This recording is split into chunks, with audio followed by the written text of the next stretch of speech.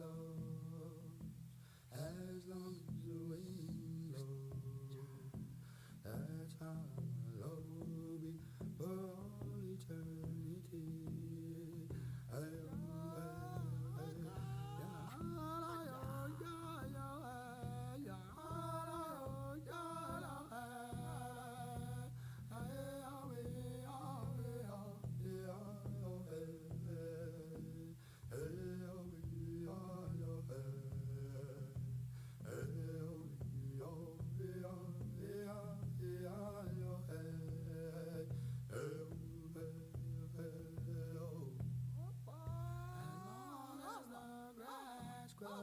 River flows, as long as the wind blows, that's how love will be for all eternity.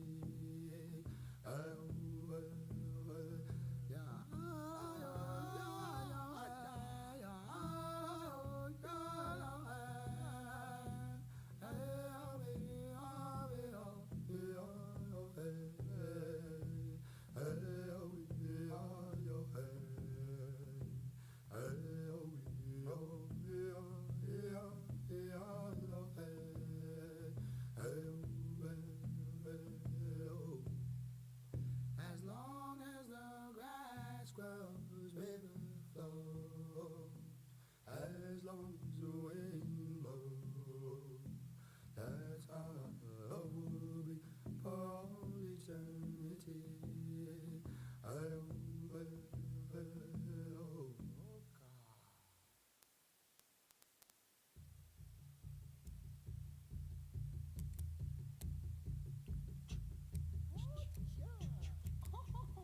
Oh, I know, me no hey. I know, me no hey. I know, me no hey, no, hey, lay. I know, me no hey, no, hey, lay. Oh, me no hey, lay. Oh, me no hey, lay. Listen to the children while they play. If you listen real close, they'll take you far away.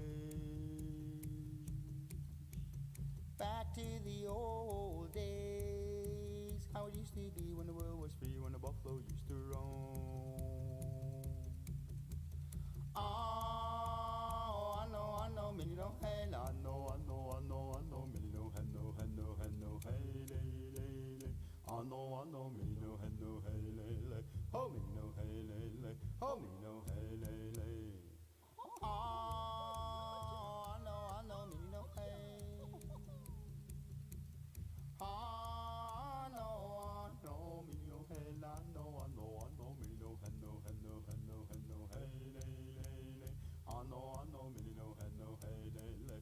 Oh, me no hey, lay. Oh, me no hey, lay. So, do you think you can sing along? Come on in and help me with this song. Let me hear you say. Listen to the children while they play. If you listen real close, they'll take you far away. Back to the old days, how it used to be when the world was free, when the buffalo used to roam. Oh, I know, me no hey, I know, me no hey, no, hey, lay. I know, me no hey, no, hey, lay. Oh, me no hey, lay. Oh, me no hey, lay. Oh, I know, me no hey. Oh, I know, me no hey, I know, me no hey, no, hey, lay. I know, me no hey, no, hey, lay. Oh, me no hey, lay. Oh, me no hey, lay. So, do you think you can sing along? Come on in and help me with this song. Let me hear you say. Listen to the children while they play. If you listen real close, they'll take you far away. Back to the old days, how it used to be when the world was free, when the buffalo used to roam. Oh, I menno, mamma mino, menno, me.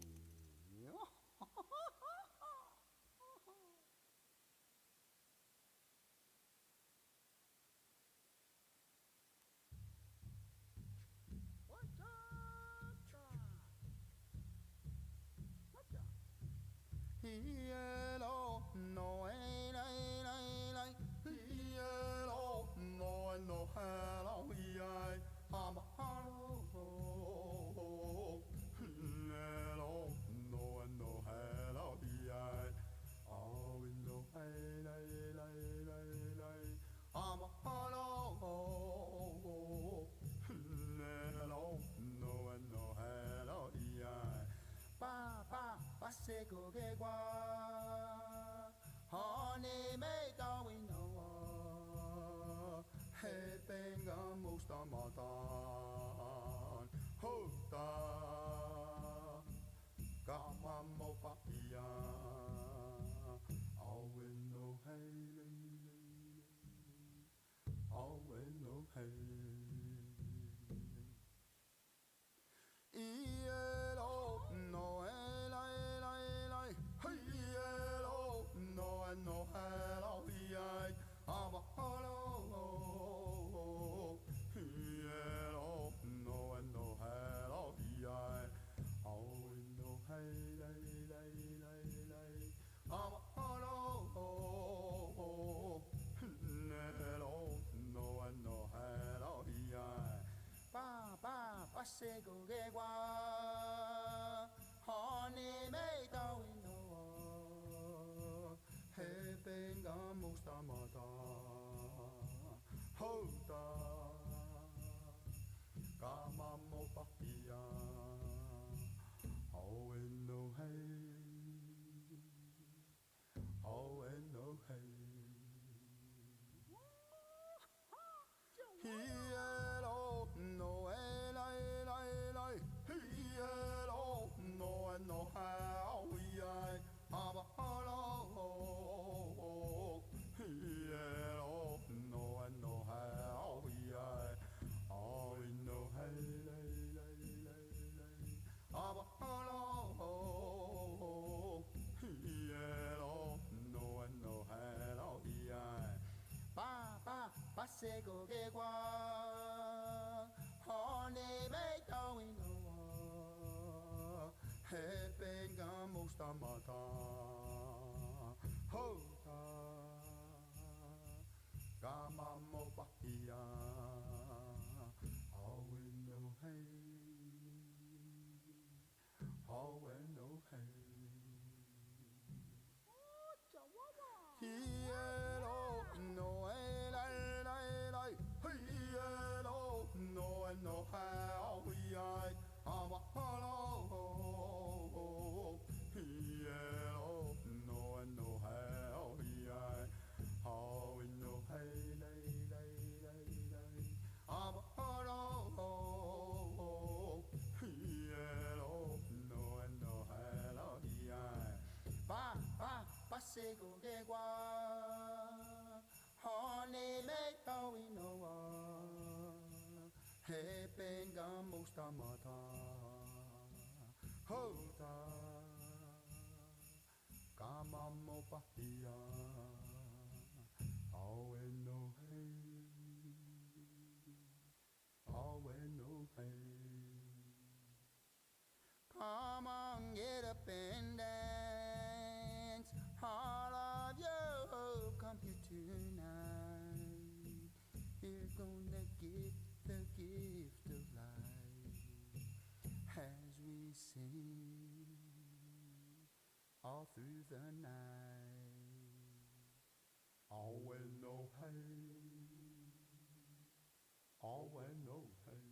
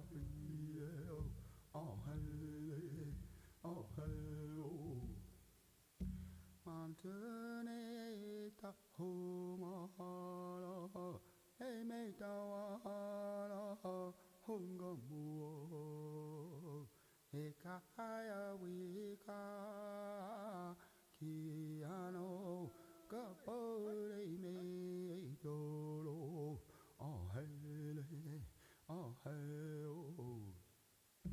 Ha ah wa wa wa wa wa wa we hey la la ho hey oh we hey la ho hey oh hey oh we oh hey oh hey oh hey la we hey ya ho hey oh we hey ya ho hey ho hey oh we oh hey oh kana we ta umala ne me ta wala hunga muolo hekaya wikas kiano kapone me dolo oh hey oh hey ah ala wala wala wala oh we hey oh hey oh we hey oh hey oh hey oh we oh hey oh hey oh hey oh we hey oh hey oh we hey oh hey oh hey oh we oh hey oh hey oh kana weta humala hey me tawa hunga muolo hey kaya wikas kiano kapone me dolo oh hey oh hey oh ah ala wala wala wala we hey ya oh hey oh we hey ya oh hey oh hey oh we oh hey oh hey oh hey ya we hey ya oh hey oh we hey ya oh hey oh hey oh we oh hey oh hey oh kana weta humala hey me tawala hunga muolo hey kaya wikas kiano kapone me dolo oh hey oh hey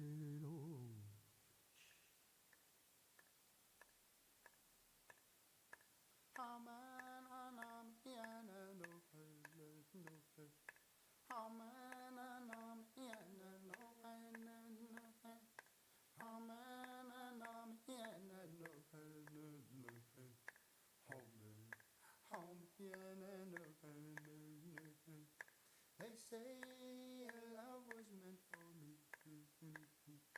I know it was meant to be. I love you more and more each day. Oh, please don't ever go away. Oh, when I'm here and oh, man, and I'm here and oh, man, and I'm here and oh, man, I'm here and they say your love was meant for me. I know it was meant to be. I love you more and more each day. Oh, please don't ever go away. Oh, man, and I'm here and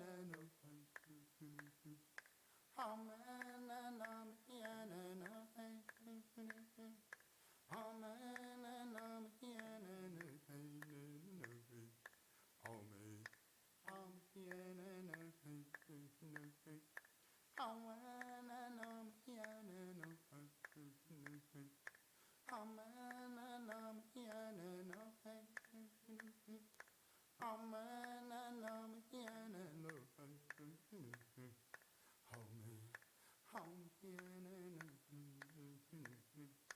they say love was meant for me. I know it was meant to be. I love you more and more.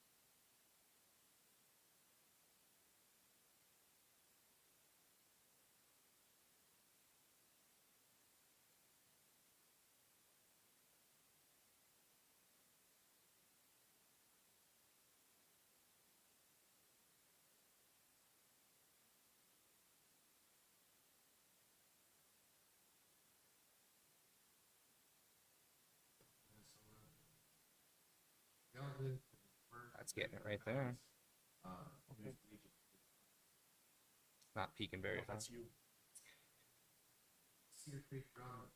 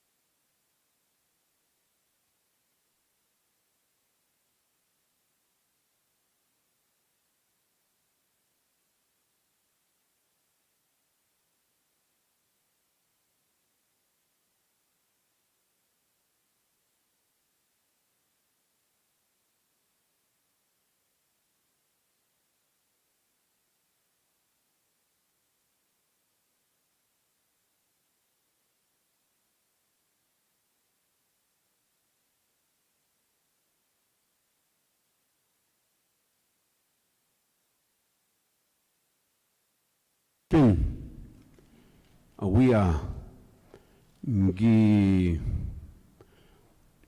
misago gi spin we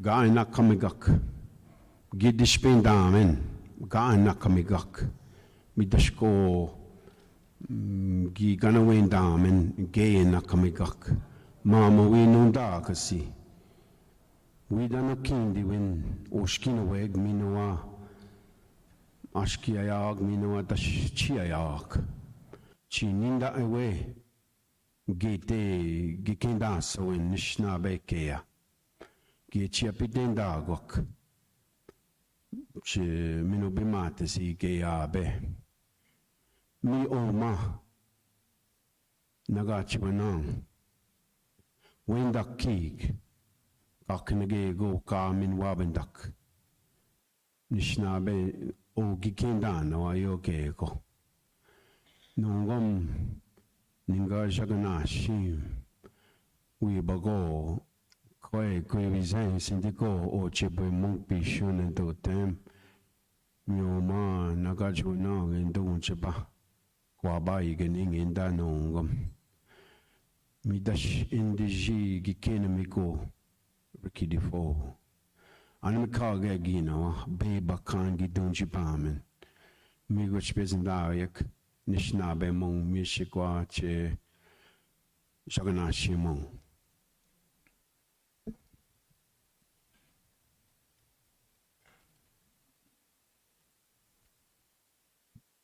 So I really want to welcome you here in a warm way. We say Anamikage Ginoa.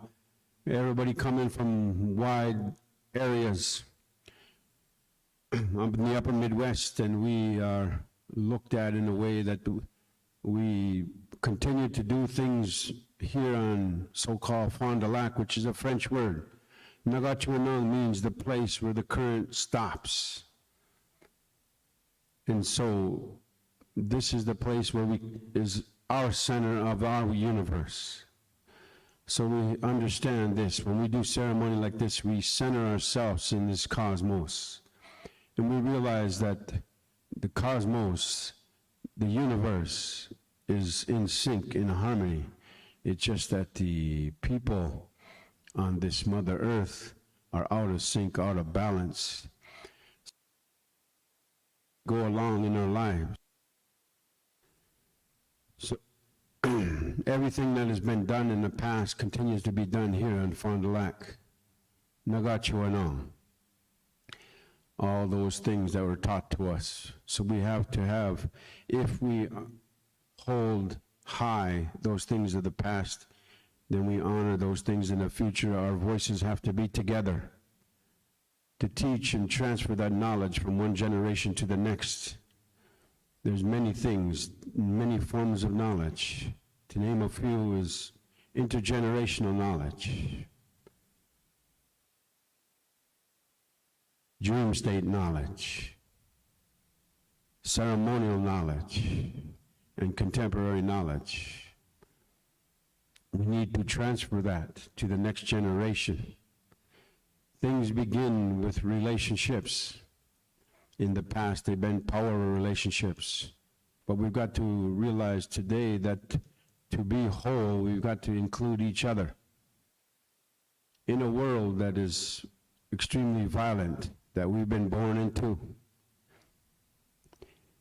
But we don't have to play that game and look at one another in this way, because a worldview that is indigenous can save this planet of ours from extinction and destruction of the human peoples, and also the other nations, the plant nations, the rock nations, the animal nations. All those are interdependent, interrelated, and interconnected in the worldview. A cosmology are deeply rooted, symbolically expressed understandings of humanness, and they predate all other forms of human structured expression, including religious expression, the social and political orders of the day. So we know that nature and culture are actual realities, in that this, they say, anthropogenic, man-made systems of wellness they perceive. Economic exchanges is an illusion. So the world is upside down, and it's our challenge to right-side that world. The changing of the seasons, the behavior of the animals, the growth of the plants would determine our culture. And things, all of the morals, the ethics, all of those things stem from that. And we believe deeply, our ancestors taught us these things are relatives. So there is interconnection, and it leads to indigenous concepts of life and death. This transfer of land back to Nagachuanong, Anishinaabe, has been a long time coming. There's things that are done in the past that are wrong, and then there's things that are done that we continue to happen, so we have to recognize that. I think that things can be reconciled, but for reconciliation to take place, you've got to have justice. This is a form of justice to return, albeit a little while late. We welcome that, though, because to protect indigenous resources, we've got to protect, we've got to have access, and we've got to have control of those indigenous resources so that we can continue to protect our intellectual, safeguard our intellectual properties, and to safeguard indigenous ways of life. The world between the living and the dead is parallel. Anishinaabe live by spiritual law and natural law. So we know these things to be true. As we go about our life, we protect those resting places. There are two places.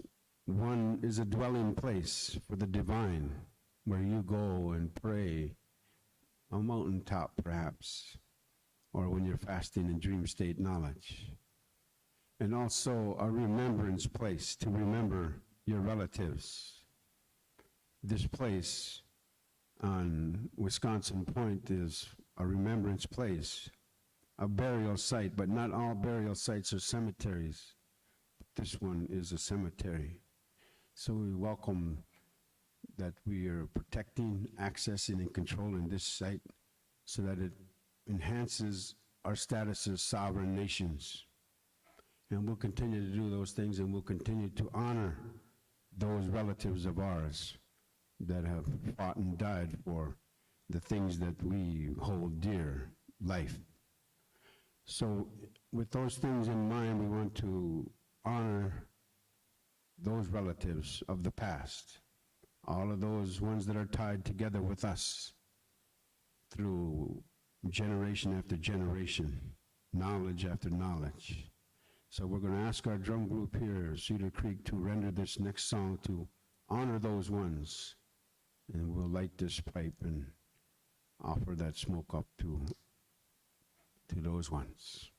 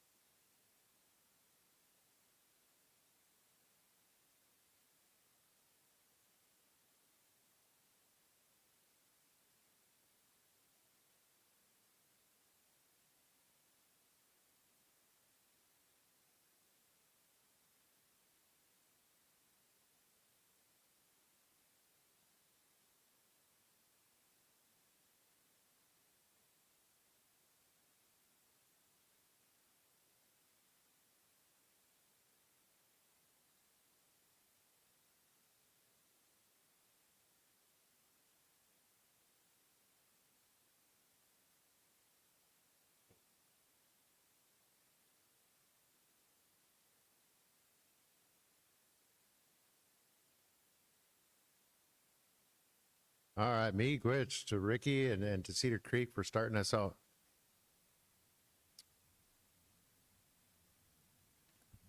Everybody relax. Everybody have. No, I guess I've been asked to take a few more moments of your time to somehow encapsulate the importance of this place we call Gabiscusing Manis.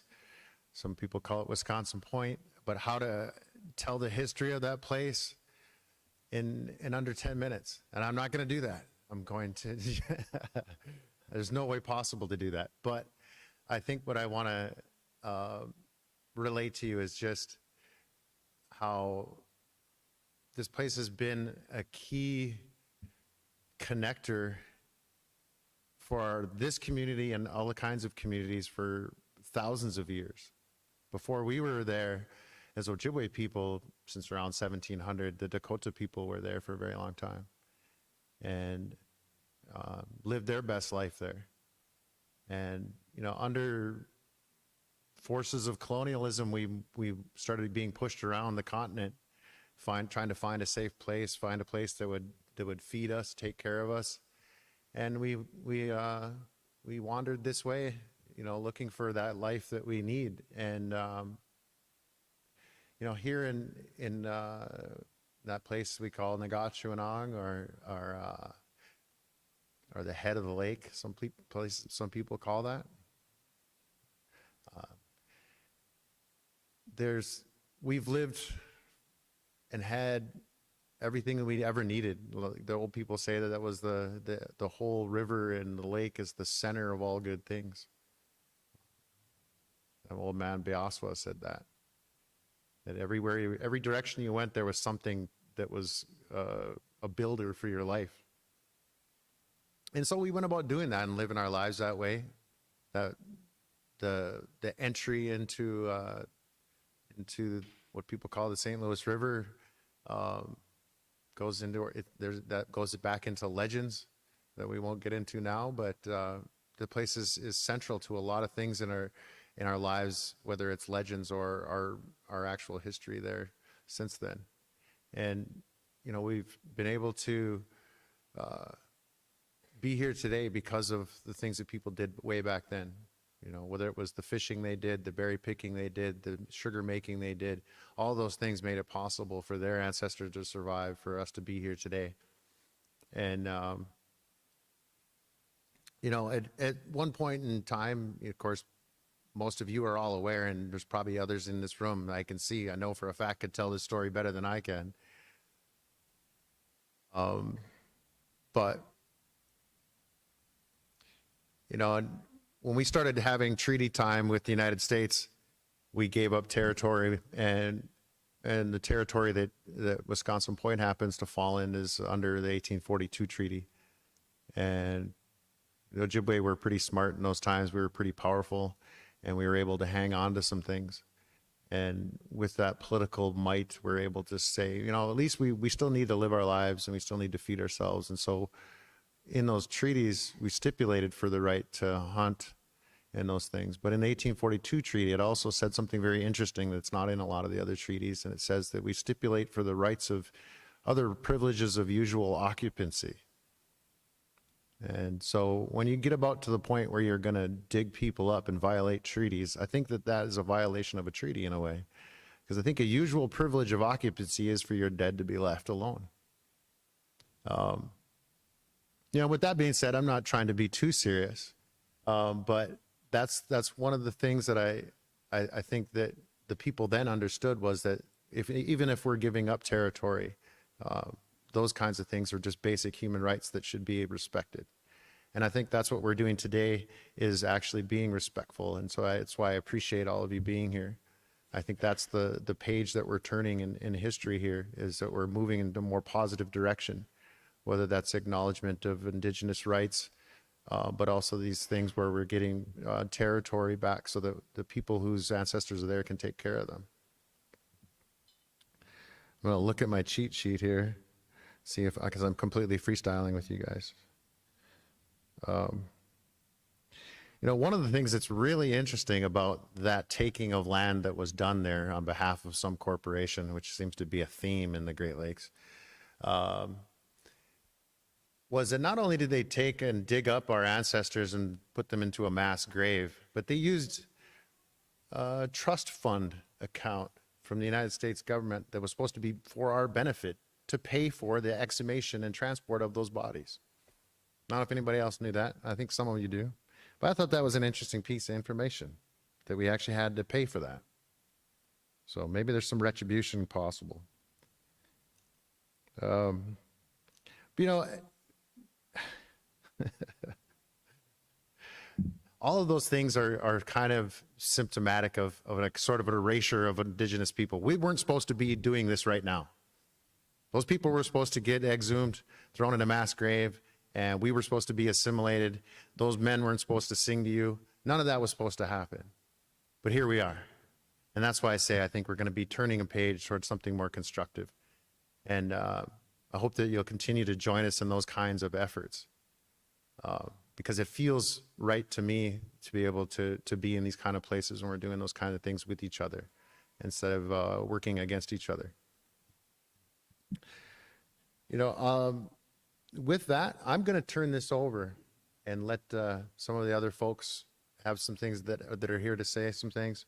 But before I do, I just want to acknowledge all of the people that have done their part to make this possible. And that's from the families that have lived there to their descendants, those that have advocated in the community to protect those sites, to keep telling those stories, that have advocated to elected officials, to employees that have done the work to make this happen.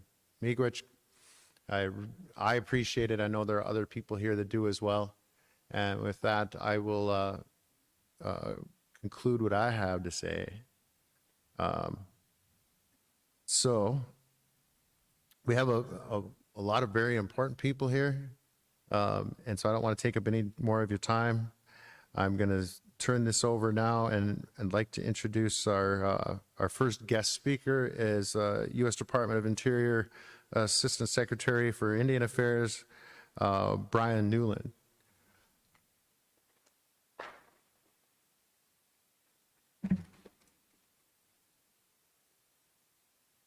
Mr. Newland is a citizen of the Bay Mills Indian community of Ojibwe, where he recently completed his tenure as tribal president. Prior to that, Brian has served as chief judge of the Bay Mills Tribal Court from 2009 to 2012. He served as a counselor and policy advisor to the Assistant Secretary of the Interior of Indian Affairs. He's a graduate of, we won't hold this against him, but Michigan State University. And the Michigan State University College of Law at that, so I guess bravo. Brian enjoys hiking and kayaking the shores of Lake Superior and is a nature photographer enthusiast. And with that, I'll hand it over to Brian.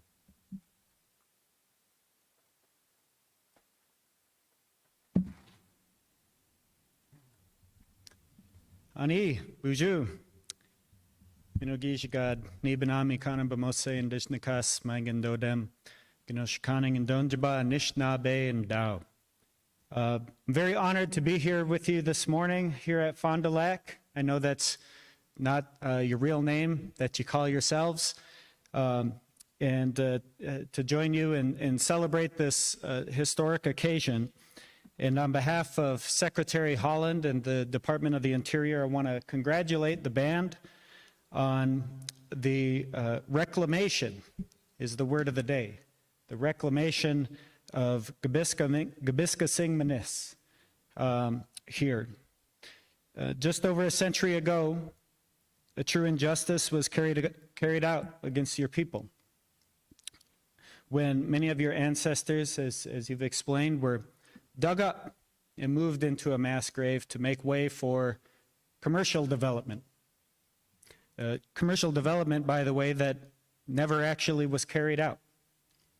And now today we're here together to witness the return, the reclamation, the restoration of a part of your homelands that had been taken from you so long ago.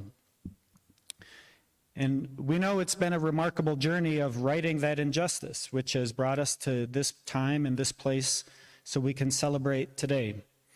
And thanks to the determination of generations of tribal leaders here, tribal members, and the cooperation of the city of Superior, Wisconsin, the Fond du Lac Band will restore and reclaim what had been lost.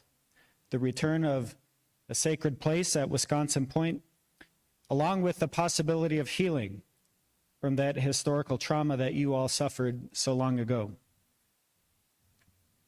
In addition to respecting and supporting tribal sovereignty and self-determination, President Biden has made it a priority of his administration to support the restoration of tribal homelands across Indian country.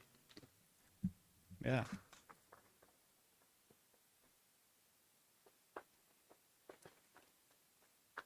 And when we talk about restoring tribal homelands, we're not talking about just getting title ownership over lands. We're talking about restoring that connection that you spoke of between Indigenous peoples and our homelands, that relationship, that spiritual, cultural, caretaking relationship between generations of people, backward and forward in time, and our homelands. That's what we mean when we talk about restoring tribal homelands.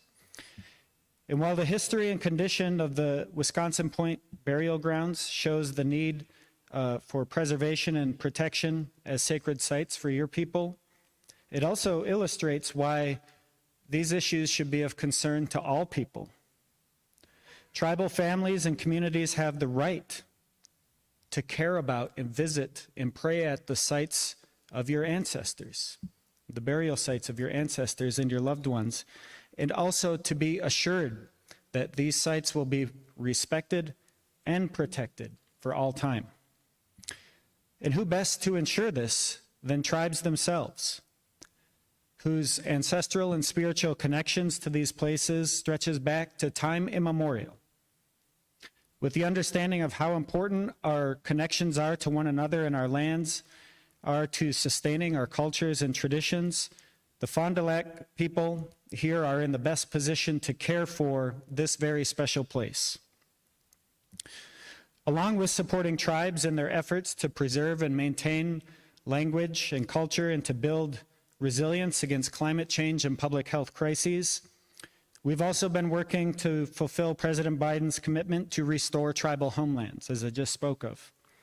And in keeping this commitment, Secretary Holland has established a policy for the Department of the Interior to ensure that every tribe has a protected homeland where its people can maintain their tribal existence and way of life, and to strengthen and preserve tribal sovereignty and governance and relationship with tribal homelands. That is now the policy of the U.S. Department of the Interior.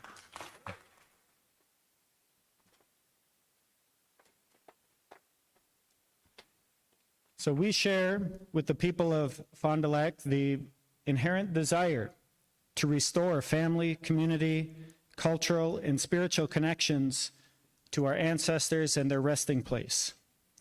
The reclamation and restoration of this sacred place to the Fond du Lac people is an important step toward healing.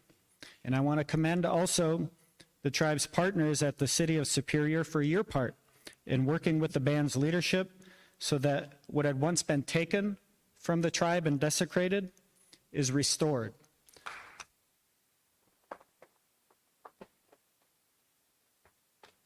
And I want to congratulate the band, your community, your leaders, the family of Chief Osagi on your achievement in reclaiming these lands that mean so much to you.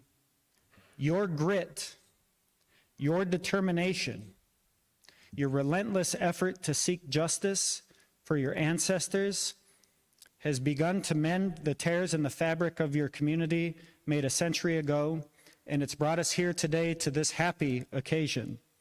So I want to say again, congratulations to all of you for the work that it took to get here. Those who are no longer here and able to celebrate with us in our physical way together. I want to say miigwech to all of you for allowing me to come back near the big lake and join you all and celebrate today. And I'm honored to be here, and congratulations again. Miigwech.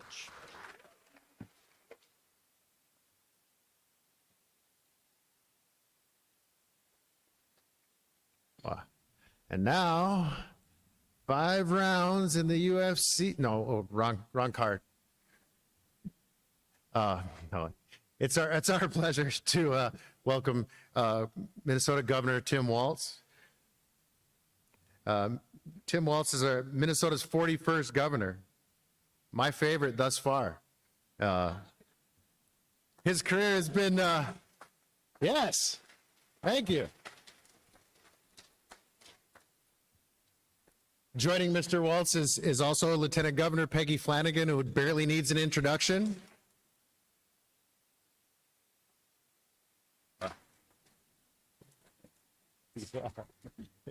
Mr. Walz is, like I said, our 41st governor. His career has been defined by public service, from serving our country in the military to serving our students as a high school teacher and a football coach, and also serving our state in Congress. Joining him as well as you're aware, Peggy Flanagan, who is, first of all, I guess, according to this, is a mom, which is the best role. Peggy is also an enrolled member of the White Earth Nation.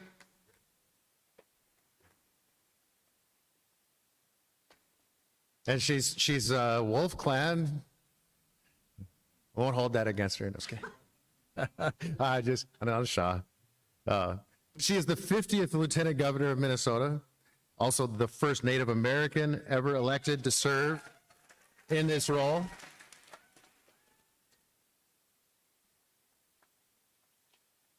And currently the highest ranking Native woman in executive office in the country.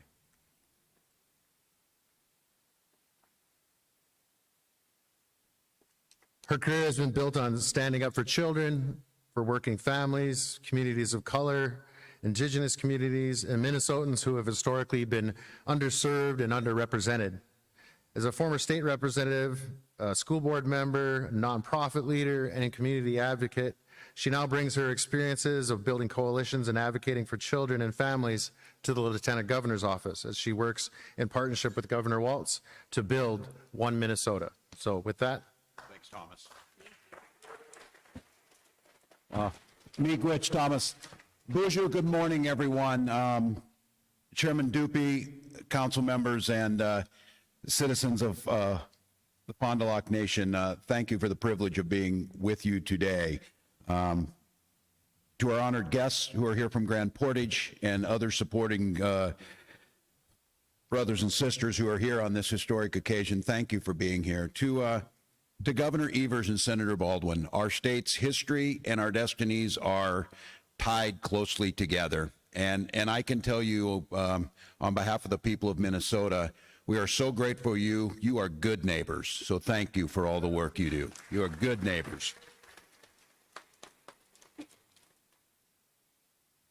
To Mayor Payne and Council President Van Sickle and the people of Superior, thank you for leading. Thank you for standing up in this moment. Thank you for showing the courage to tell our true history and to make the attempts. And I'm going to use President Van Sickle's words. I saw a quote where she said, "This doesn't make it right, but it's the right thing to do." And I think when we talk about tribal, I think it's, because I think as we heard our drummers and our honored speakers talk about centering us in what our role is, our role is to make the world a better place and acknowledging the wrongs that were done. And I can tell you I am grateful for Assistant Secretary Newman, his incredible boss, the work that's being done, to start to understand what sovereignty means and what nation-to-nation relationships look like. And in Minnesota, we are committed to getting this right, and we're also acknowledge we don't always get it right. But I think one of the biggest things is, and for those of you who brought the little ones today, this is critically important. And that statement about we can't make it right, but it's the right thing to do. In Minnesota now, we have Indigenous education for all. We are committed in our public schools to teaching everyone's history, to telling the stories, to know what happened. If our children don't understand what happened at Wisconsin Point, how will we ever get to the point where we're here today on behalf of the people of Minnesota and Wisconsin of saying, we are deeply sorry for the violation of your elders, and we are attempting to try and make it better. Those are the reasons that we teach that history. It's the reasons why this will now be part of that tragic history. And for those of you in this room who had your ancestors violated, I am deeply sorry. I hope you find some comfort in the attempt today to try and move by doing something right. It will never make right what happened. And as Thomas said, he told you the story, just the added insults on top of that. Lieutenant Governor Flanagan often tells a very real truth, and some people don't want to hear it. They'll say things like, well, the system's not working. And the lieutenant governor say the system's working exactly right. And it was never intended to make a difference in some people's life. In fact, it was meant to make things harder. And I think as we tell the story, tell the history, and try and acknowledge what we can do together to make it different, this move by the people of Superior, Wisconsin, the state of Wisconsin, to try and look at the people of Fond du Lac and say, this is the right thing to do today. There are more, many more right things we need to do, but it is a day to pause, and especially for our little ones to see, maybe they can see a brighter future where there truly is sovereignty at the center of things, where there truly is an honoring of treaties, where there truly is a working together. And the people who gathered here today are sending that message that we can do this. So I'm just grateful for each of you. I'm honored to be with you. And there's many reasons to get up in the morning and be thankful. I usually start my day, one of those things to be thankful with. I get to work with one of the best partners that anyone could ever ask for, our great Lieutenant Governor, Peggy Flanagan.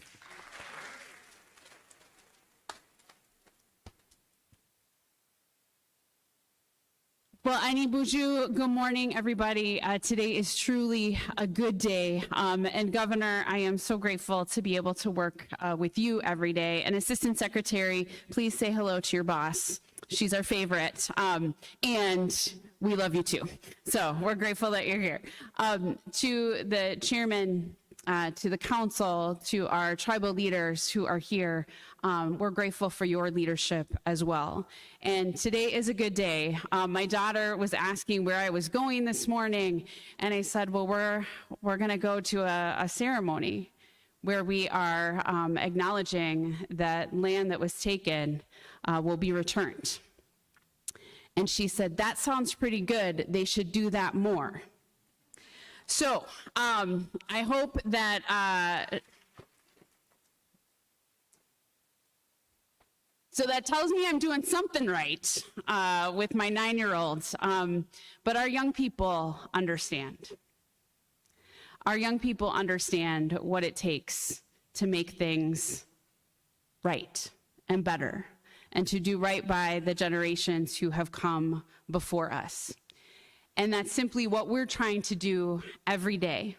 And as the governor said, every day we wake up and we work in a system that wasn't created by Native people or for Native people, but in many ways was created to silence or to eliminate Native people. So today, and being here in this space, is an act of resilience. Today, being here in this space, and Assistant Secretary, as you work in a system that certainly wasn't created by us or for us, representing our voices and bringing these into these spaces, creating new policies that ensure that we are seen and heard and valued and protected and believed into the future, is how we make sustainable change for generations to come. So let this be an example of how we do this work in a good way, where we see each other as human beings, where we honor the history and experiences and tell the truth so that we do not repeat that history once again. And to say that I am simply filled with gratitude. In these days, it seems as though hope sometimes is hard to come by. but remembering these spaces where we get started in a good way with good words from Ricky, with the drum this morning, and with commitments from all of the leaders in this space, that we will do things better. We will do things in a way that honors one another, where we can be an example to our children into the future. So Gitchi Miigwech, thank you so much for the honor of being able to be your Lieutenant Governor and to be in this space. But most of all, thank you for the work that we will do together into the future to make life better for all of our little ones. Thank you. Miigwech.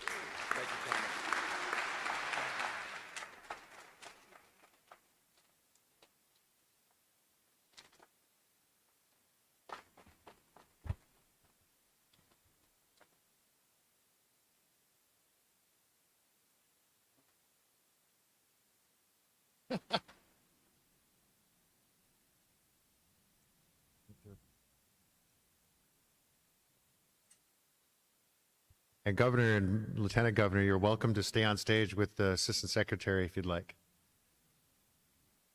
Okay. We're going to put the Secretary, no, I was kidding. All the good-looking ones are up here. Oh. There we go, there we go. All right. Well, it's also my pleasure to welcome Wisconsin Governor Tony Evers to the stage, please.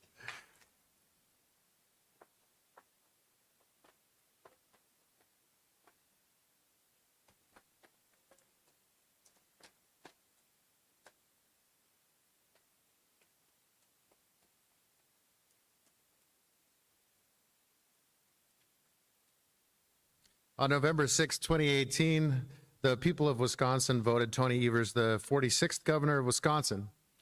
Prior to his election, he served as the Wisconsin State Superintendent of Public Instruction, winning statewide elections in 2009, 2013, and 2017. With over 3 decades of public education experience, Governor Evers has dedicated his life to fighting for Wisconsin's children and serving the people of Wisconsin. So everybody, please again, welcome Governor Evers. Well, good morning, everybody. It is a privilege to be here with all of you this morning as we celebrate this really, really important moment. Start today by obviously recognizing Chairman DePee, and on behalf of our state, I'm proud to see this land transfer take place and the Fond du Lac Lake Band to reclaim their ancestral home. We know that long before many of us in this room called this Wisconsin and Minnesota home, your ancestors, the Ojibwe people, called much of this area home. This is your land. It is always your land, and we're happy to see this important act of justice move forward. Special thank you, obviously, to our friends from Superior City Council President Jenny Van Sickle, Mayor Jim Payne, and Senator Baldwin, of course, for their roles in making this today possible, and our partners in Minnesota, Governor Walz and Senator Klobuchar, as well as many local activists, elected officials, and tribal citizens who have been working on this project for decades. Thank you for your dedication. Today's land transfer does not undo the past. It does not make up for years of trauma, loss of culture and identity, and the intergenerational effects these acts have had on families. And as a state, we share this responsibility with the federal government for acknowledging the pain inflicted upon tribal communities historically and even still today, and to making things right for future generations. That's incredibly, incredibly important to me as governor. I've worked with the 11 federally recognized tribal nations in Wisconsin to make progress together. From our government-to-government relationships and integrating tribal consultation across all our state agencies, to supporting ourselves throughout this pandemic, or to formally apologize for the state's role in boarding schools, to celebrate the many, many social, cultural, and economic contributions of Indigenous people within Indigenous Peoples Day, and above all, honoring treaty rights and tribal sovereignty. These have been my commitments to the tribal nations, and these will continue to be my commitments going forward.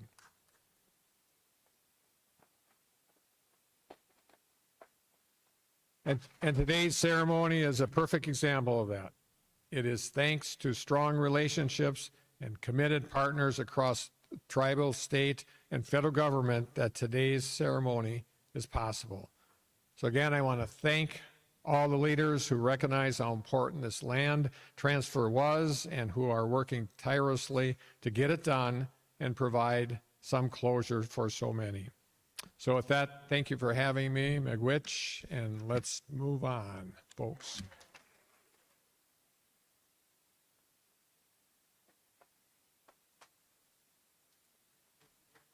Wherever you'd like. All right. Next, we'd like to welcome Wisconsin Senator Tammy Baldwin.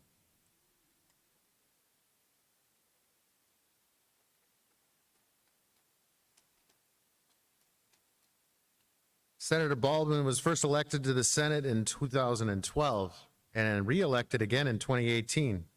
Prior to her time in the Senate, Senator Baldwin served 7 terms in the House of Representatives, shattering the state's glass ceiling as the state's first female member of Congress.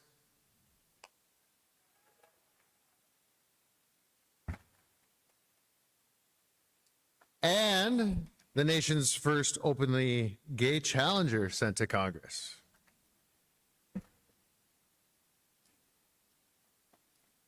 Since she was first elected, Senator Baldwin has been committed to working across party lines to strengthen the essential pillars of economic security for working families. Investments in education and workforce readiness, building a strong made in Wisconsin manufacturing and agricultural economy, quality health care for all Americans, and protecting the retirement security of today's senior and future generations. So, Senator Baldwin, welcome. Miigwech. Very much. Bonjour.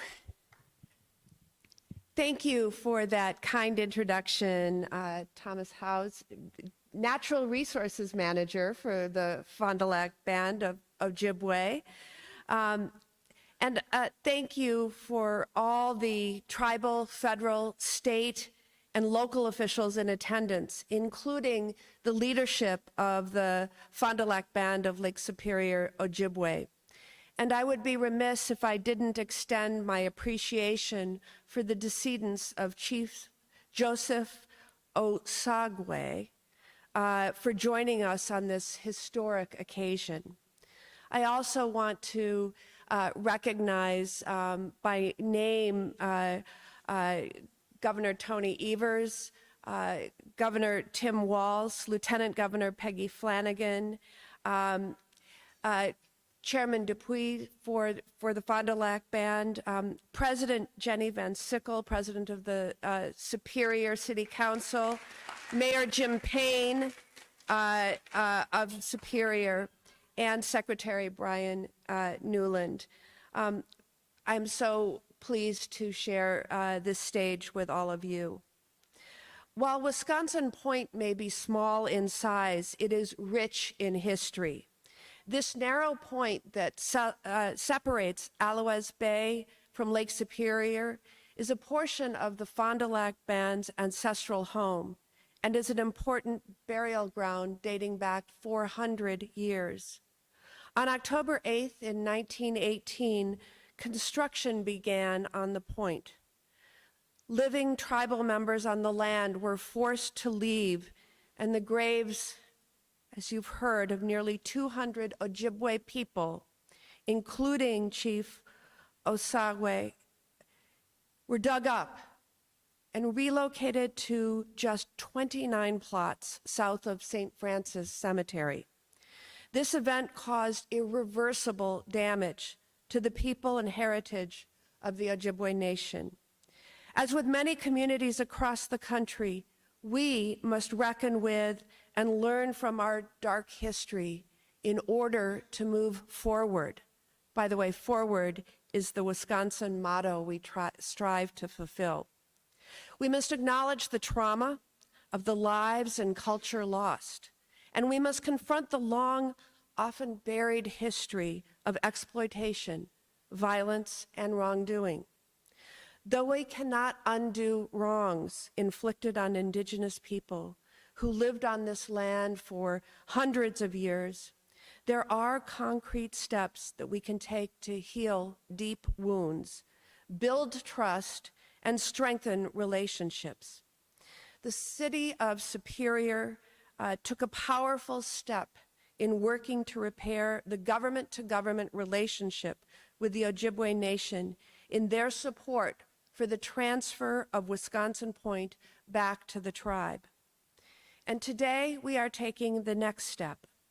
I'm proud to stand shoulder to shoulder with tribal nation leaders and government partners in officially returning Wisconsin Point's sacred burial ground to the Fond du Lac Band of Lake Superior, Ojibwe.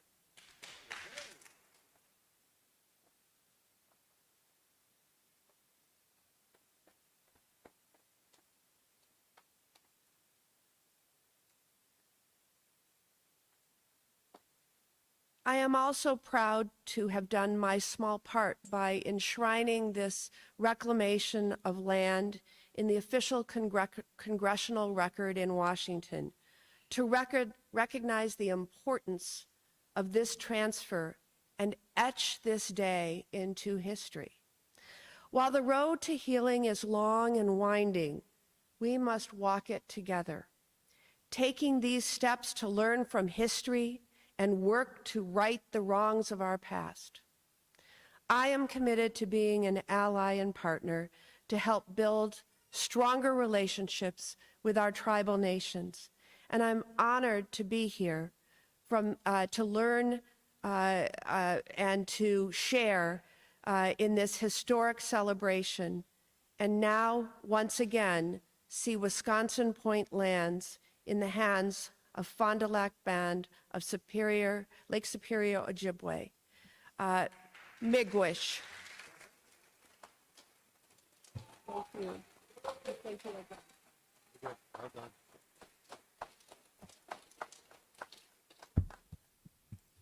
So do we get season tickets so we can barter with our Glyphic relatives at Packer games? I could make a lot of money flipping those tickets. There's a lot of really delusional Wisconsin residents that want those Packer tickets for some reason. That was for Mick Isham, everybody. All right. Next up, I'd like to welcome to the stage Mr. Bob Miller. Bob is one of the Chief Osage descendants. He's a member of the Durfee family.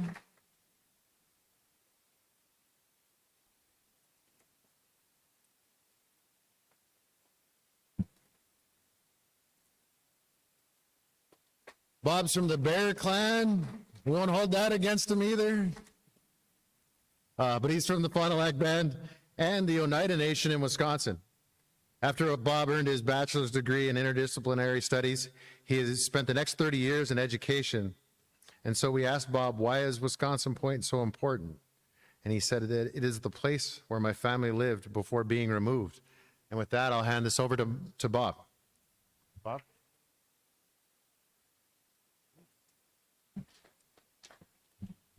Bonjour, Bob Miller de Desdicaz. When they first asked me to come and speak here, I wasn't sure what I wanted to say, but it kind of came to me after a while. First off, I'd like to thank Jenny Van Sickle. I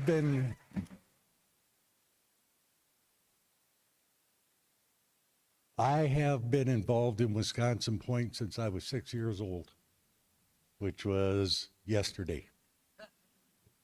And I grew up listening to stories from my grandmother and my uncle, from a lot of members of my family telling me the history of that place. And my grandmother got me started working on trying to find ways to find an answer to what do we do about it. Jenny, I was lucky enough to run into and she has taken me the rest of the way to where we are actually getting part of where my grandmother grew up back again. She grew up out there till she was about 8 years old. And so all the stories that I got from her involve her mother and her father and her siblings who all lived out there. And the stories are just amazing.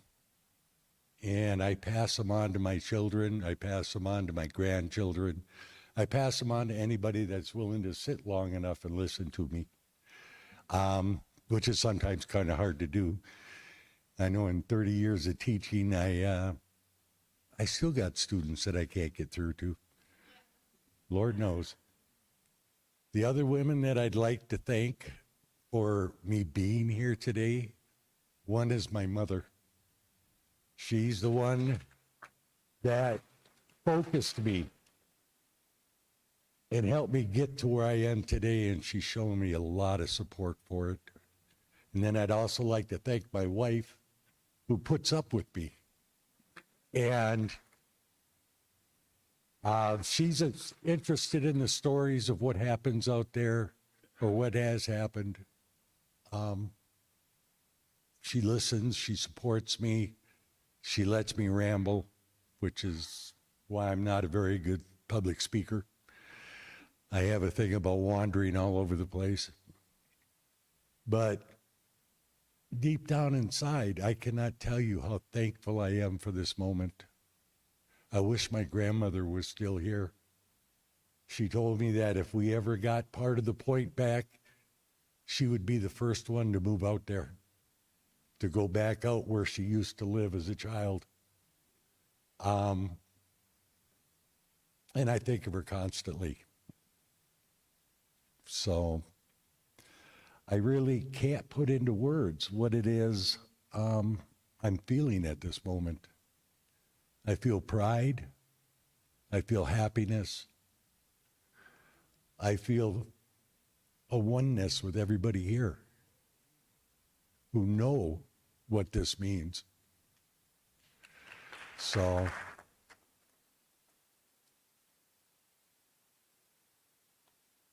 but I want to thank you for being here and celebrating with us.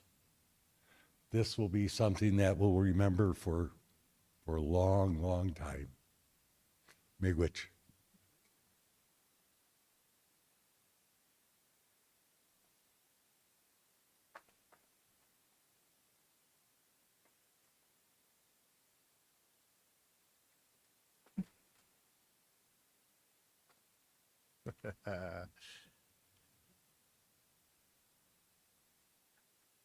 Next is Chief Instigator from Superior City Council.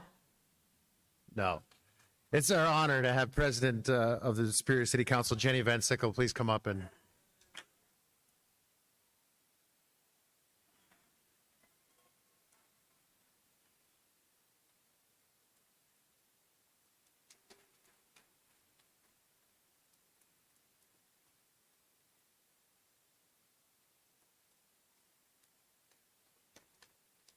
For those of you who haven't met Jenny, she's an Alaskan native and a force of nature.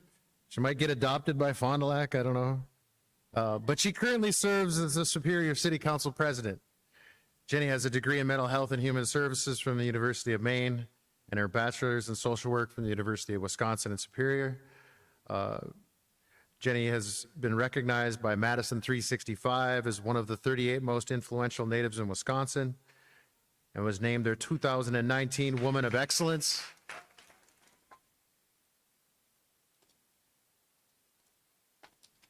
And most recently was one of the Duluth Tribune's 20 under 40. So she is well decorated and well acknowledged. But she says of all those things, she's most proud of her daughters. So Faith and Riley and Haven, you're in good hands. Your mom loves you. Please welcome Jenny Van Sickle.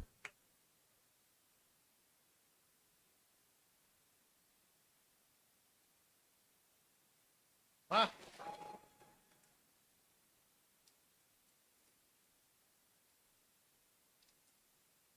Let me get this down here. Thanks.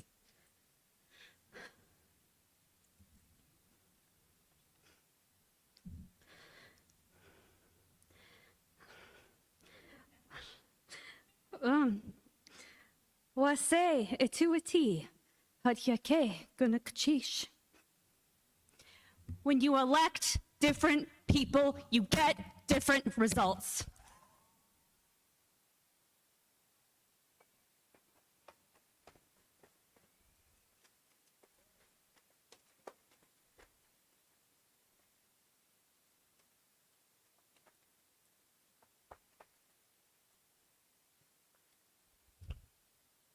Klingit guna, shitka kwan keksadi yech, sak hayid yech gajahin.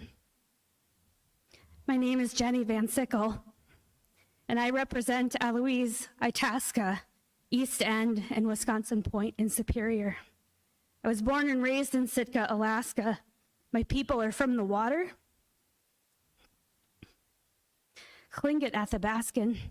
My clan house is Raven. My crest is Frog, and I'm from the Sun House.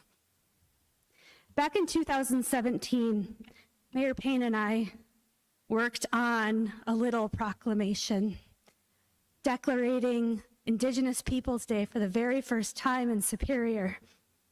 I think there were 4 people there. Lynn Gert was one of them.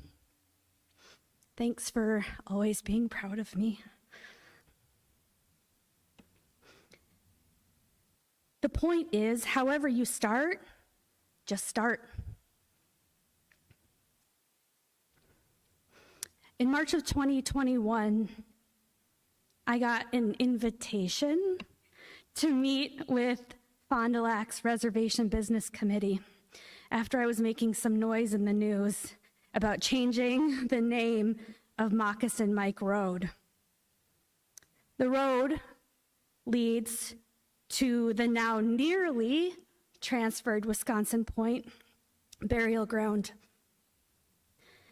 Moccasin Mike was a non-native elected out-of-towner from Illinois who was preceded by his colleagues Firewater Johnny, Tomahawk Tommy, who all at one point or another represented the people that lived on Wisconsin Point. And while the RBC agreed the name was nonsense, it wasn't really the point. Fond du Lac had the wherewithal to say, all right, get her up here. If she's willing to take on WISDOT and everybody in between, we might be able to get some work done. At the time, I was experiencing pretty severe Indigenous isolation. I'm a long way from home. I talk a lot about feeling really lost around that time. The meeting with the tribal council went all right. But there was one comment that really stood out to me, and I still remember it. You politicians come and go. I've heard it all before. We want that burial ground back.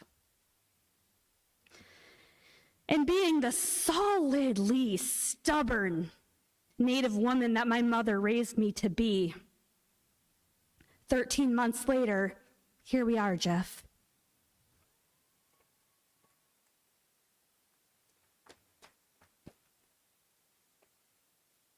For generations, so many people have been working on this reclamation. I just had to start collecting the pieces. Kelly Westland was my very first call. I did not have a clue where to start and what to do. She and Mike Helbick in Senator Baldwin's office helped me navigate the Library of Congress looking for records. Senator, you have a good team, a really good team.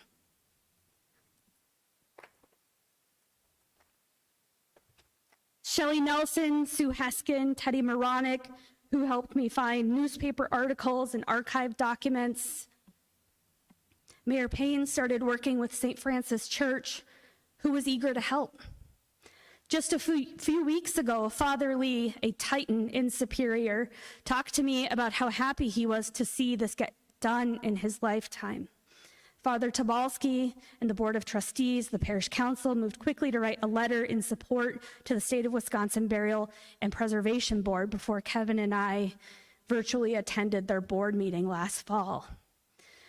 An important takeaway about the St. Francis mass grave is that it started out as a city cemetery.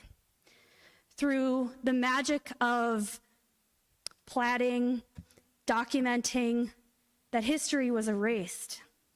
And when U.S. Steel approached the city of Superior at the turn of the century, the courts sided with U.S. Steel, but stopped short and said, you can't have the burial ground. That's just one step too far. The city of Superior appealed that decision and said, nothing will get in the way of this development. And they won. Before U.S. Steel did any kind of real navigation about that construction, there was a violent exhumation of these relatives. The city of Superior had a responsibility to acknowledge it and take the steps to return it. After a few months of research, I started working directly with the state archaeology team in Madison and relied heavily on the decades of published work by John Broyhan, Chantal Norgard, Mark Brewy. Eventually, I tracked down this original set of land deeds through the Commonwealth Cultural Group of Milwaukee.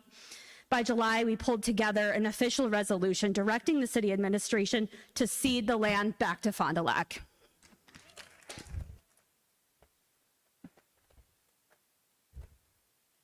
After reading painful and often incomplete records, we made it outside to start working on the surveying, the ground truthing, legal descriptions, public hearings, and through it all, my colleagues on the city council stayed positive and supportive. I want to recognize Lindsay Grasky and Ruth Ludwig, who are both here. Thank you. I want to thank Dr. Anton Troyer and Laura Gapsky, who stepped in to provide real support to me when I was being ripped limb from limb online.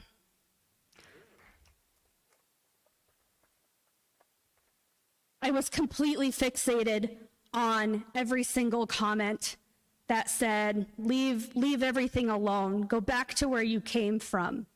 Name the road Van Sickle, they're both dead ends. She's not even Native. When you elect Native women, you need to send people that will support us when we get there.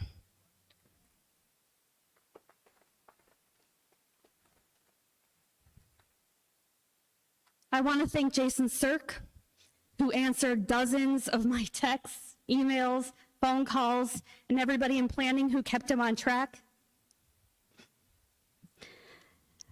Would the members of the Chief Osagie, if you can, please stand?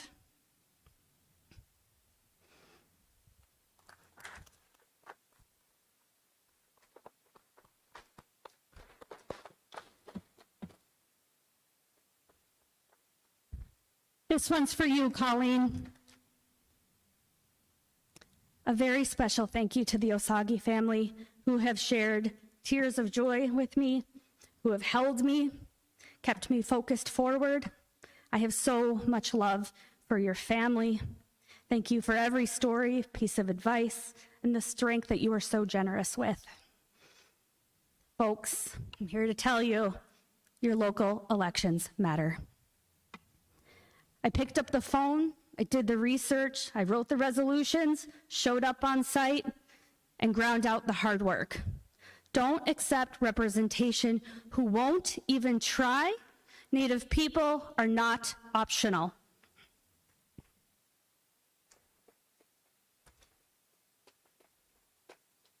There are a few people I want to mention quickly. Renee Van Nett, who agreed to mentor me in college. She should be here. Gary Johnson, a trailblazer at UWS. Bill Burnett, his family is here, who helped make being Native just a little more mainstream at the time in Superior society. I also want to quickly thank Pat Boyle, who said to me a few months ago, "Isn't it amazing that this is the coolest thing you will ever do?" Like ever. Seriously. Yeah, I got it, Pat. Thank you. Got it. In the past few weeks, I've started to feel a real panic set in, that as this work was wrapping up, I was about to lose Fond du Lac, and that I could remember that deep isolation that I felt before Fond du Lac came into my life this way. I've worked on this for so long around the clock.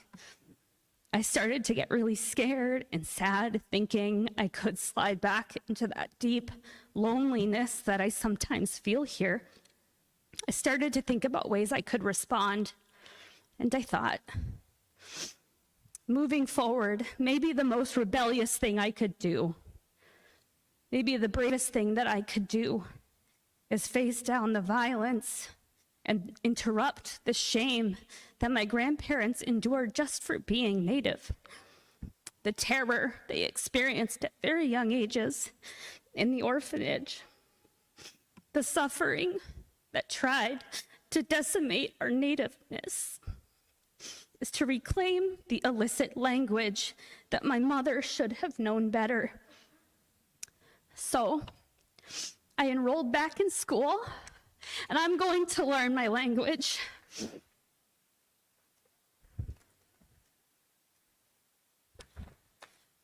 I want to thank Governor Walz and Governor Evers, Lieutenant Governor Flanagan, Senator Baldwin. Again, behind these people are really incredible folks that helped pull this together. Assistant Secretary Newland. It was important to see you here because we're not done yet. The next step after today is applying to put this land into trust. I need you to remember how much this community cares. And I'm asking for your support to move this land into trust. Round of applause for Chairman Dupuy.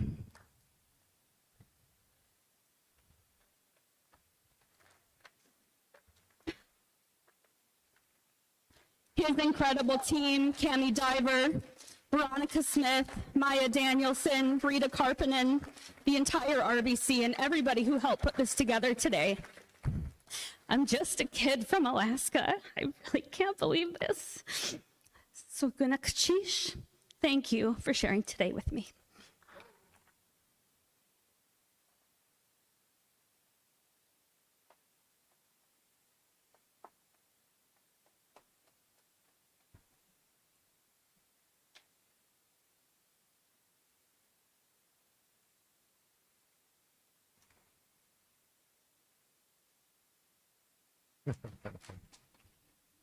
I'd like to welcome to the microphone Mayor of Superior, Jim Payne.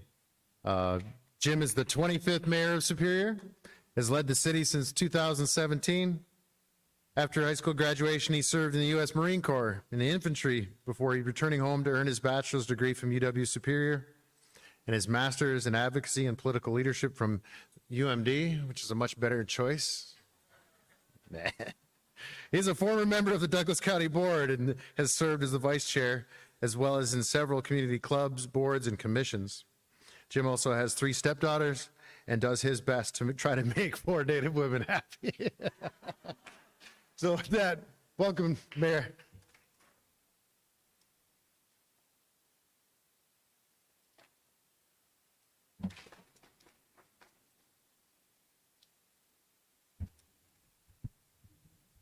The role here today is very brief. Probably why Jenny and Rita only gave me the shortest amount of time to speak. In a few minutes, I'm going to sign my name to a single document. It's a very short and simple bureaucratic procedure. It's a very small thing. and I think it's the most important thing I've ever done.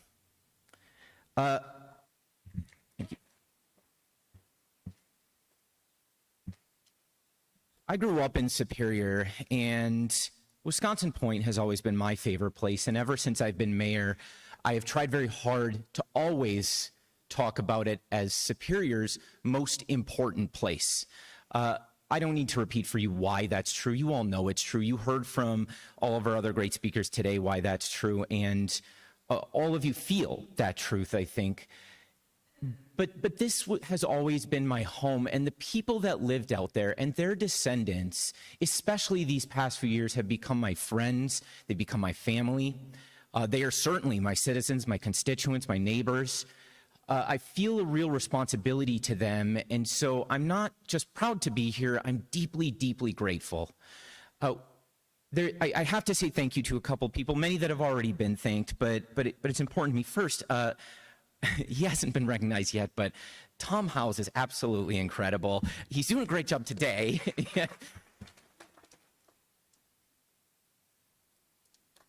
But much of what I know about Lake Superior Ojibwe culture and history and tradition, I've learned from him. I've listened to him, and he's such a passionate and engaged storyteller and historian, and he's committed to the work, and that made me committed to the work. It made Jenny committed to the work, and it's a big part of the reason we're here today. The dignitaries that were here, this is no small thing. I did not expect this. The governors of 2 states, if I may, America's very best United States Senator,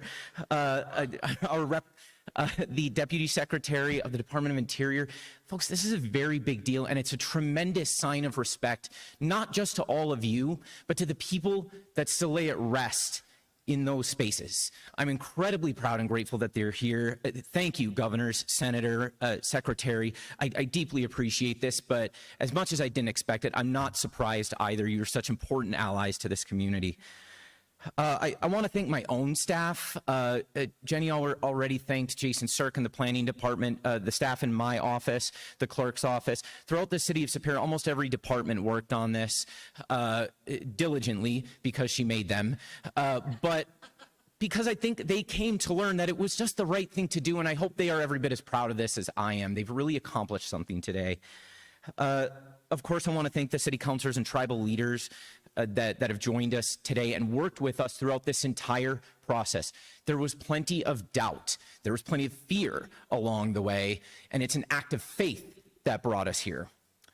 A very special thank you to Rita Korpinen, who really put this entire event together.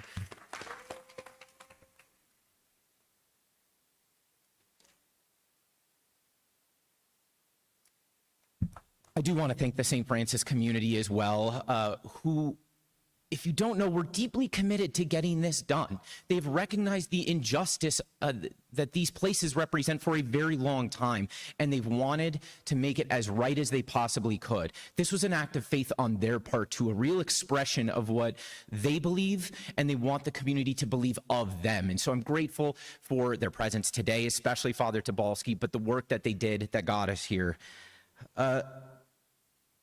Jenny told you a little bit about her life. I don't think she told you enough. She's lived a very difficult and traumatic life that included very real poverty, very real violence, a great deal of struggle. But those of you that know her, and most of you do at this point, and if you don't, you will, know that she's no victim. She's no survivor. She's a warrior from a warrior people. That's why we're here today.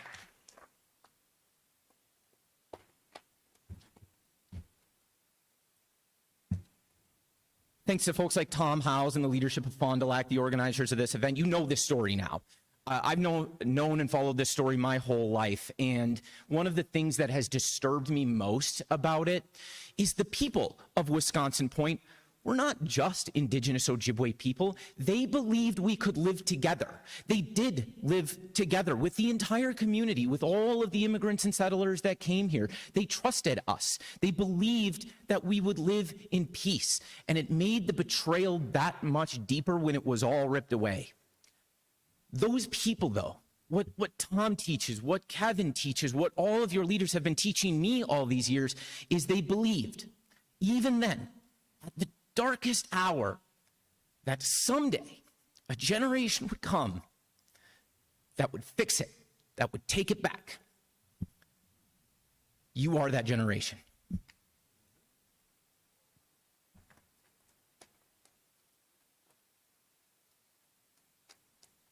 I'm very grateful to see the children here today because this work isn't finished. It feels like the end of something. I know it does, that it's been a long conclusion of a year's worth of work, of 100 years of history. It's not the end of anything. This story, the story of this tragedy, of this crime against humanity, that story ended 100 years ago. It was over, and it stayed over. And Tom was right. We weren't supposed to be here. We are here not to end something, but in a few minutes to start something else, to move forward, to build the community that your ancestors and mine thought that we could have had. The trust that was betrayed, we could win again, and we could build a community together that celebrates all of our history and protects all of our sacred places, but especially those that were here first. That's what we're doing today. That's why I'm here today. That's what I'm so proud to do. But the work has to be led. All of this work has to be led. So I want to, I don't have the honor of introducing him. I have to cede that to Tom. But I want to talk just briefly about my friend, who before he was my friend, was my brother in the Marine Corps, Chairman Kevin Dupy, who himself is a warrior.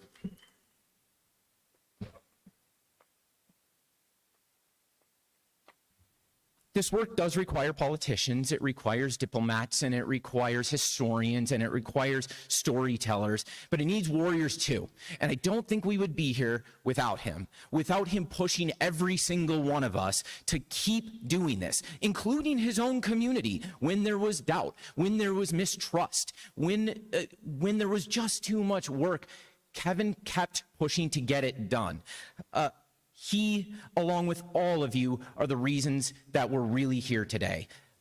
That's really all that I have to say. I am so looking forward to, in just a couple minutes, actually finally doing this work. But I do have one brief surprise. We're here to sign the deed and to transfer the Wisconsin Point site. But Kevin, if you wouldn't mind coming up, I'll see you next anyway. I brought with me today, we're not just handing over the Wisconsin Point burial site. We have completed, and it's my honor to present to the chairman of Fond du Lac also the completed deed for the Nemadji Cemetery burial site as well.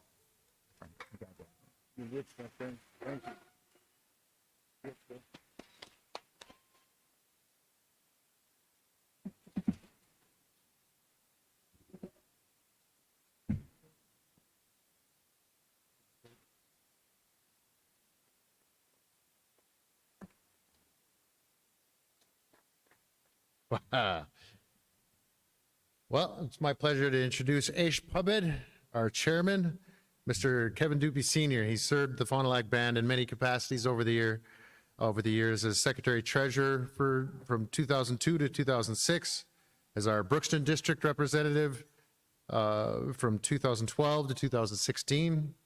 He served our broader community as president of the Minnesota Chippewa tribe in 2016, and has been serving as tribal chairman here at Fond du Lac since 2016.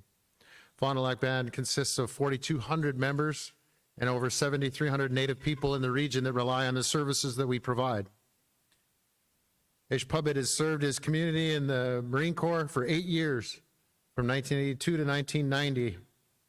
After completing basic training, he volunteered for Marine reconnaissance and was first stationed at Camp Talega at Camp Pendleton in California. Thereafter, he served as an instructor for the Ship Defense Force and later served on several different base locations as a recon instructor. He was also deployed overseas and was honorably discharged in 1990. Through all his work, Kevin has been guided by his Anishinaabe teachings of humility and bravery, honesty, wisdom, respect, truth, and most importantly, love. With that, I'd like to welcome to the stage Aish Pubid, Mr. Kevin Dupy.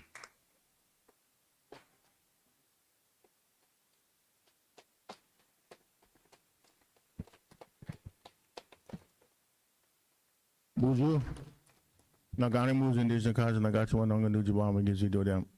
Hello, everybody. It's really kind of hard to come up here when you have all these dignitaries and everybody come for you and speak. But I want to start off with this, if I may. When I came home from the Marine Corps in 1990, it was Jeff Savage who I ran into, and there was a political thing going on.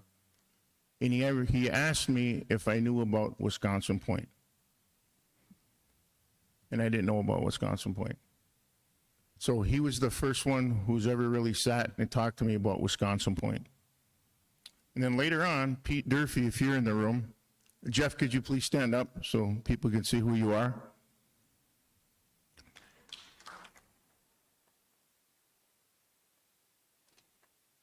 And Pete Durfee, and I don't see him here, asked me if I knew about St. Francis Cemetery, and I didn't.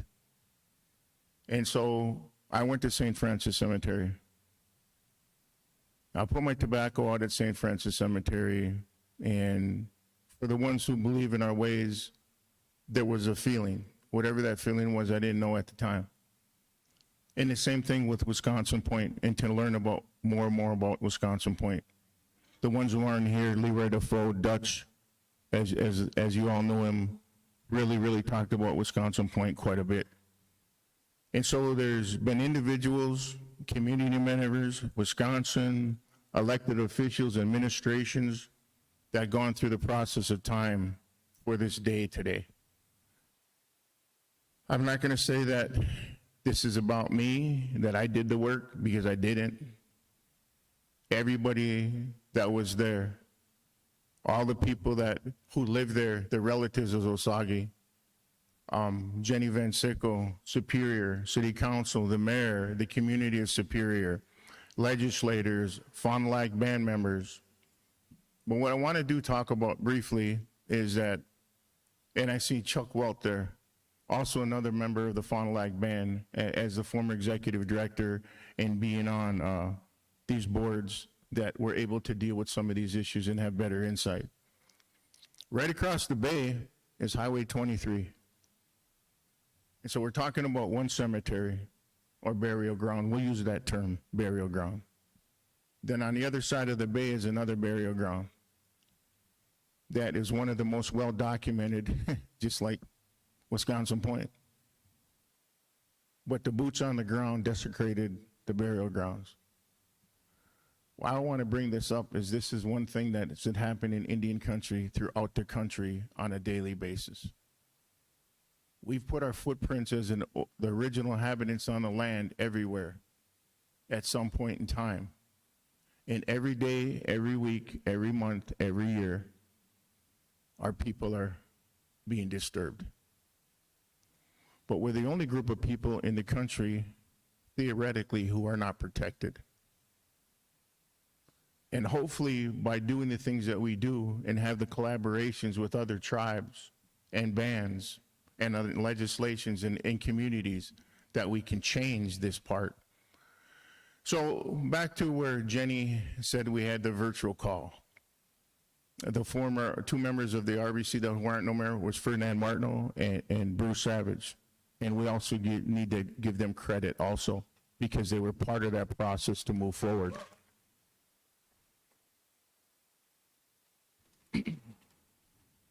How much time do I have? 6 minutes for real? Okay. Go Vikings. No, I'm just kidding. I want to tell a short story. In 2004, myself and Roger Smith were on a plane. 2005. Yeah, 2004. I think it was 2004, 2005. And we were going to the Secretary of Interior's office to talk about land transfer. And the land that we're talking about is right across the highway here, called the Konzak property. The band purchased it years ago, and it wasn't in trust. So we were going to go there to talk about converting the land into trust and try to find a way to expedite the process. But on the plane, I asked Roger, I said, since we're there, what about Wisconsin Point? He said, what? I said, what about Wisconsin Point?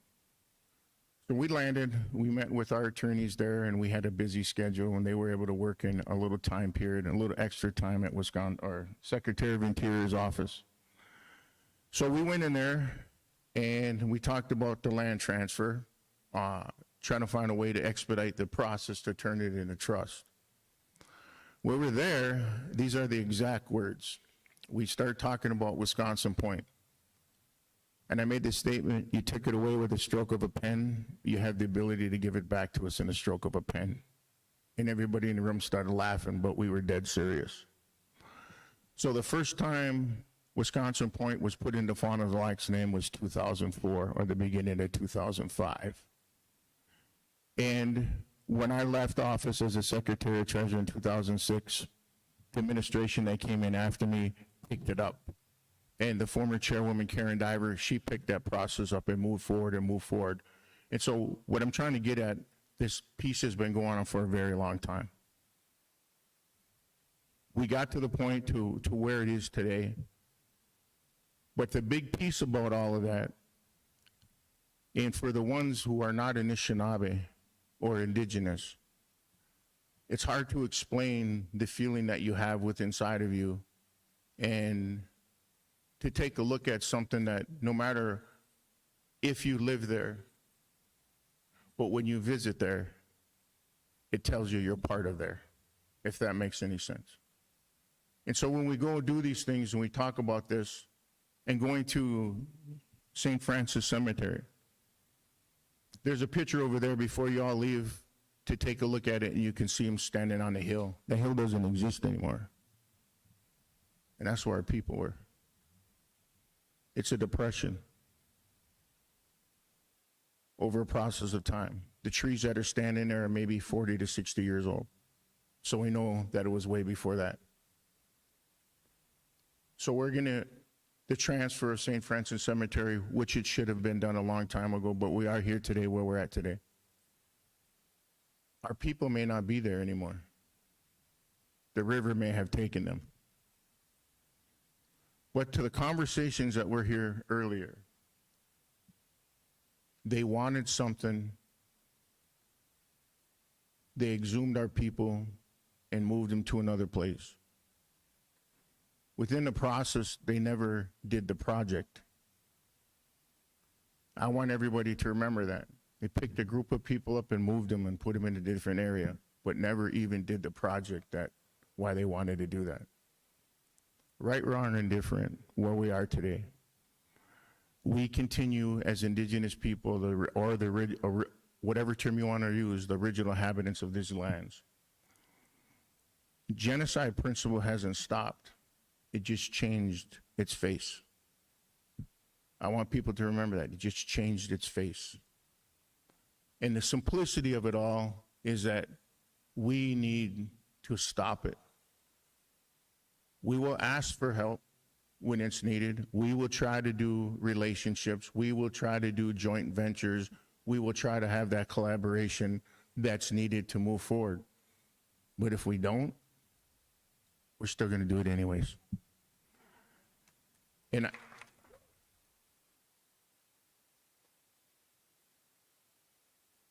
I think that's the resilience piece with all Anishinaabe or all indigenous groups. And we have tribal leaders over here from Wisconsin. We have over here from Grand Portage. We're all dealing with the same thing. It's spread out through our lands. It isn't going to stop today, and it's not going to stop tomorrow. But what we need to do is put things in a place that we're at the table. And this is the key thing, to have this young woman, yeah, and she's a spitfire, I'm not going to lie about that. But it's the right person. And I got 1 minute, but I'm going to go over that just a real second. I just want to say that to the people of Fond du Lac, as Anishinaabe people, that it's yours. Tell your children, tell your grandchildren, the ones who aren't here anymore, put your tobacco out for them, because they are hearing us, they are listening to us. And if we believe in that way of life, in them teachings, we're all going to be part of it. We'll all rejoice within this peace. There really isn't much more to say except We will continue to do what we do. We will continue to try to be leaders and lead the way in Indian country. We'll always continue to do that, and we will fight. And I want to say this: no one man or group have the right to deny us our right to exist as who we are as a people.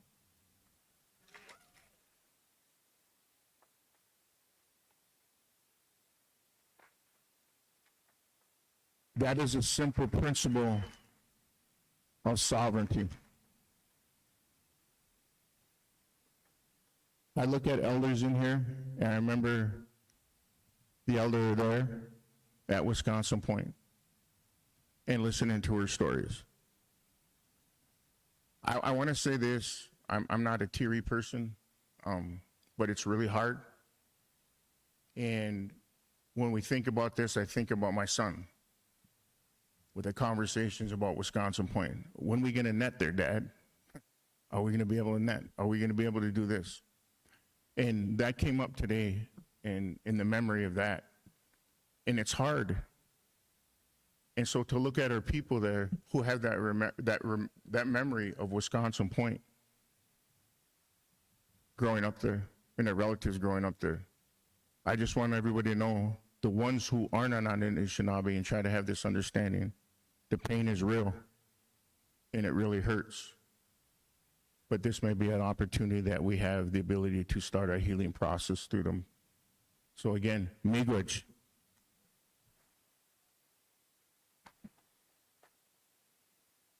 I just want to do one other thing, and for the tribal leaders in here, or if you're ever going to be a tribal leader, when you go to Washington, there's this little clock. When you sit in front of the Senate and Affairs Committee and things, comes a little green light, and you're able to talk, and there's a little red light. I can't stand that. But it was a paper thing. But I want one more thing. Can you come over here? Jenny, can you come here, please?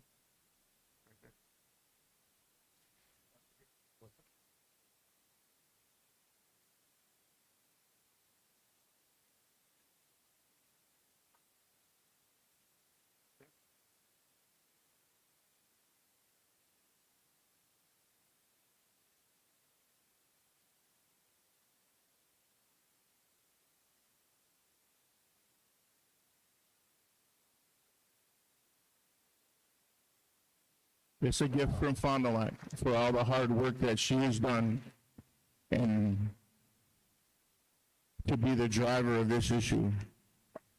I can only say miigwech, but inside of me, it's overwhelming. Miigwech.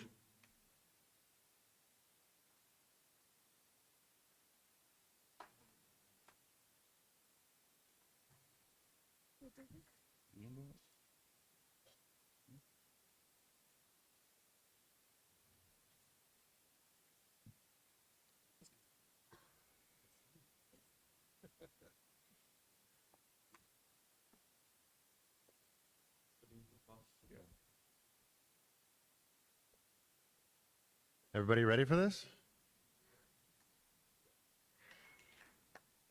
So this signing will ultimately get this land back for the Fond du Lac Band.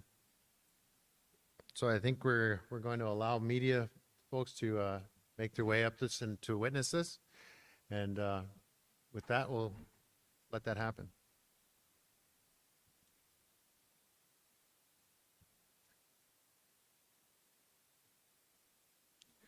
To the right of the stage, come take pictures. Yes.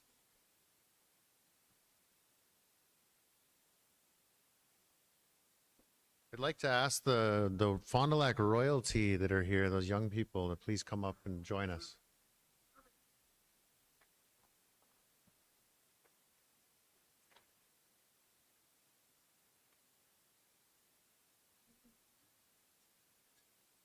The other members of the Fond du Lac RBC, Mr. Bruce Savage, your presence is requested on stage as well.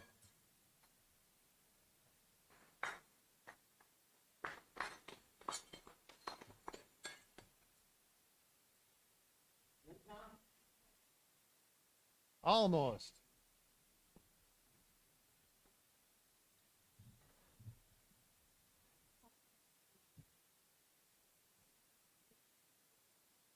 We can do a whole bunch of these. I was really hoping the other governors hadn't left. I have some other documents we could sign. There's a Cloquet Forestry Center. There's a whole bunch of state land on the west side of Fond du Lac we could use. Who else has a list? All right, Mio.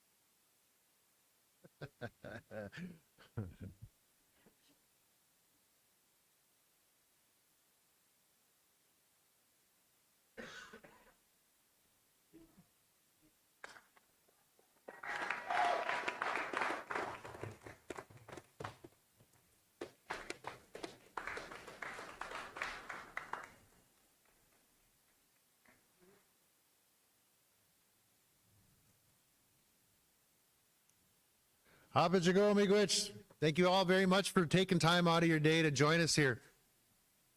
We're going to get one more round of applause, please, for all of our leaders, all those people, for our Fond du Lac royalty, for their help today.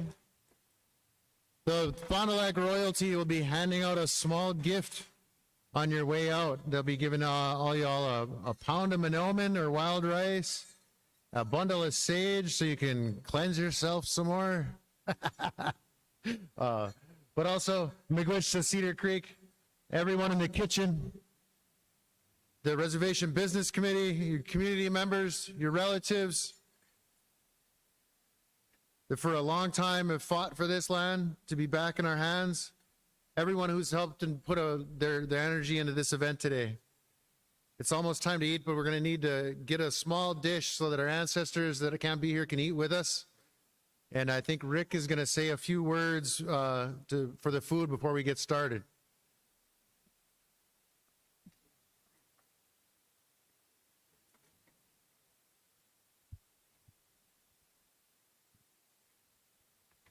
On to Guiwazants.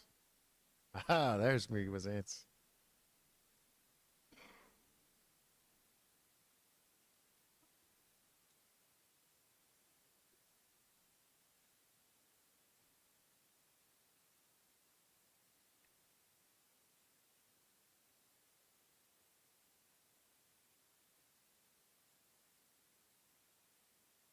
Rick's going to talk for this food when he's done. Please help make sure any elders that need a dish get one. But please take some time and visit with each other and celebrate a little bit. And then when Rick's done giving a talk here, then Cedar Creek's going to sing us a traveling song as well. We don't need the spirit plate up here, do we? No. What's that? We don't need that spirit Somebody plate. getting it? I don't know. I don't know. You don't need to be up here unless you want it up here. I think as long as it's taken care Yeah, of. okay, yeah, you bet.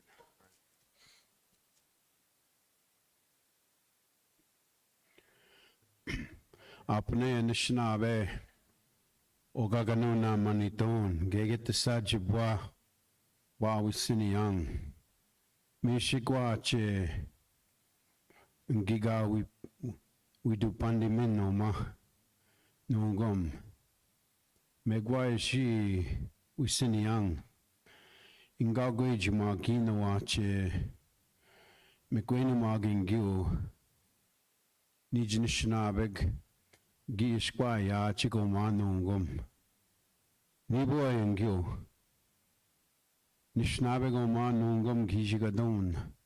Odayana wa nibo keko chi miguchu endamong. Gegete sa kinigego. Nishnabed, Gayabe Oma, Gayabadak. Shagawamigung Neashi, Akin, Chibayakin, Ngum, Nishnabe o Dayanawa. Misogo miu Gichiapitenda Gok. With the Kawushinam Che, Mekweni Mark. Kid in a way Magani talk. Kid Anakopi Chikanakai. Me wenje go gawinge yabe kwina waba ma sigin kyo itash kina window o gikinda na wa o sa apitenda go keche nga gweji magin kyo nitok gi squaya wa koma chi widu pandemi no ma no kom Migush Pezandaya geget the sa Kijemonito o Ogi Jigakae Pimata Sikae. Migush Sago Pezandayak. So we just want to acknowledge the moment that we've taken place here. A very special moment, and we want to be remembrance of those ones that all those hardships that they've been through. Our ancestors, but today we can, because we always talk about a liminal place between two worlds, a threshold, that the parallel universes are here, that the ancestors know what is going on here. In indigenous worldviews, these are real, and this is the moment. So we want them to come join us here for as we partake in this food here in a good way, to remember all those things, the gifts that we've been given from those manito, to express some of that gratitude, to offer this food in that good way. So in a good way, we visit and carry on. Thank you.